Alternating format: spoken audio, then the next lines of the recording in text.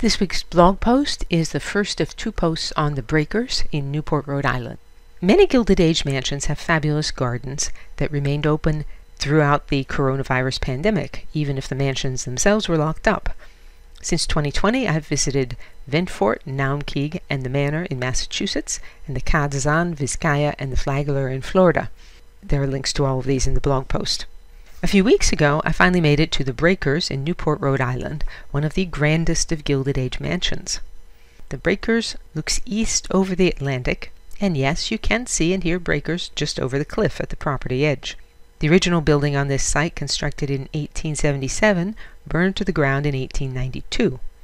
The current building was designed by Richard Morris Hunt for Cornelius Vanderbilt II, the grandson of the Commodore, and his wife Alice.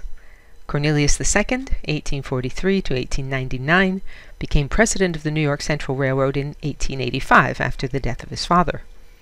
The Breakers is in the Italian Renaissance style, as are so many of the summer cottages in Newport. Begun in 1893 and completed in 1895, it has 70 rooms with 138,000 square feet of space, and it sits on 13 acres. This week and next, a few highlights. The main entrance to the Breakers is through a huge wrought iron gate. It's no coincidence that it resembles the gate at the Conservatory Garden in Central Park, New York, which was made for the mansion of Cornelius Vanderbilt II, the same one, on Fifth Avenue.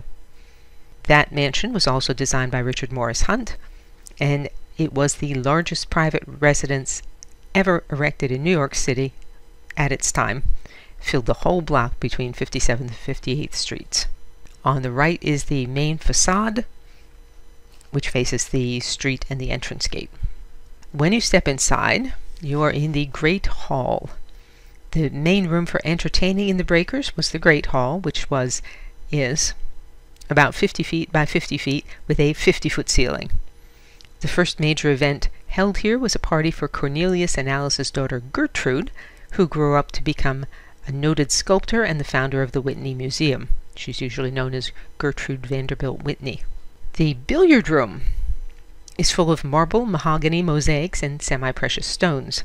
The lights over the billiard table, these things right here, are so heavy that they had to be mounted to structural beams.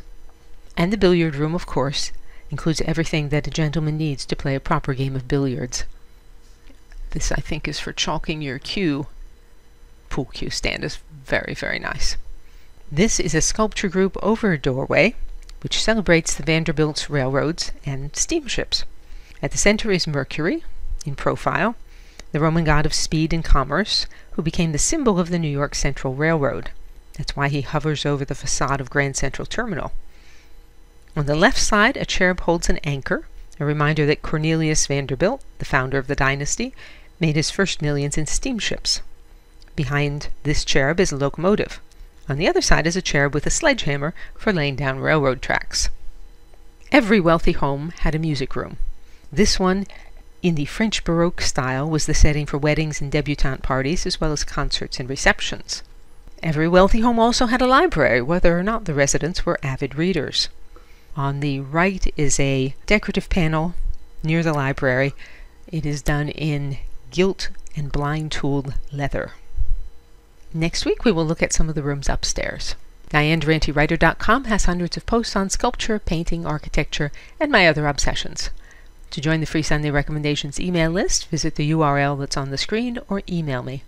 And you can say, "Well done, Diane," or support my work and receive rewards by means of the tip jar on DianeDuranteWriter.com. As always, thank you for listening.